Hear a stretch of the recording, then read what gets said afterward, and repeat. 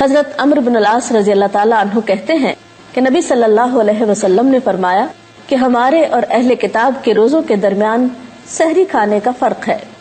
اور پھر آپ صلی اللہ علیہ وسلم نے اس کی مزید تاکید بیان کرتے ہوئے فرمایا کہ سحری کھانے والوں پر اللہ تعالیٰ کی رحمت نازل ہوتی ہے. مسند احمد کی ایک روایت کے مطابق آپ نے فرمایا کہ سحری کھانا باعث برکت ہے، اسے مت چھوڑو چاہے کوئی ایک گھونٹ پانی ہی پیے، کیونکہ اللہ سبحانہ وتعالیٰ اور اس کے فرشتے سحری کھانے والوں پر رحمت بھیجتے ہیں. اس سے یہ پتہ چلتا ہے کہ ہمارا دین ہمیں اعتدال سکھاتا ہے.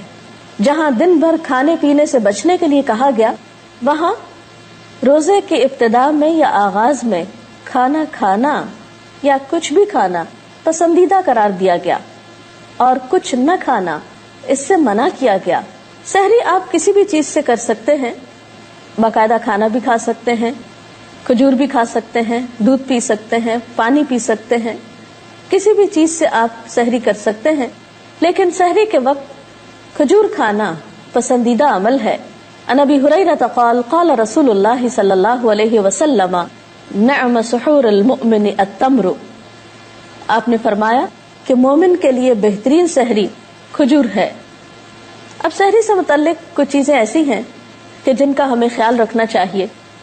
عام طور پر بہت سے لوگ صرف سحری اس لیے نہیں کھاتے کہ وہ صبح اٹھ نہیں سکتے یا ان کو اٹھنا مشکل لگتا ہے.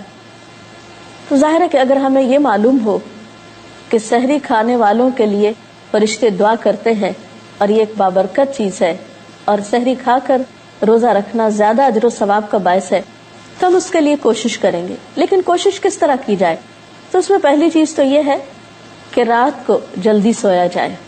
ویسے بھی آپ صلی اللہ علیہ وسلم کا طریقہ یہ تھا کہ نماز عشاء کے بعد آپ باتیں کرنے کو ناپسند کرتے تھے اور سو جایا کرتے تھے. تو گویا اگر رات کے وقت انسان جلد سو جاتا ہے تو صبح سحری کے وقت اٹھنے میں اس کو مدد مل سکتی ہے. پھر اسی طرح یہ ہے کہ اگر کسی کو اس وقت کھانا پکانے میں مشکل ہو تو آپ یہ بھی کر سکتے ہیں کہ رات کے وقت کچھ تیاری کر کے سو جائیں. اور اگر کھانے کو دل نہ بھی چاہے تو کوئی ایسی چیز اختیار کر لیں جو آپ کی پسندیدہ ہو. یا پھر یہ ہے کہ اس وقت آپ تھوڑا سا ہی کچھ لے لیں، کیونکہ آہستہ آہستہ یہ عادت آپ ڈیولپ کر سکتے ہیں. اگر ایک دن آپ تھوڑا سا کھائیں گے پھر دوسرے دن تھوڑا اور کھا سکتے ہیں. اور پھر یہ بھی ہے کہ کھانے میں اعتدال برتنا چاہیے.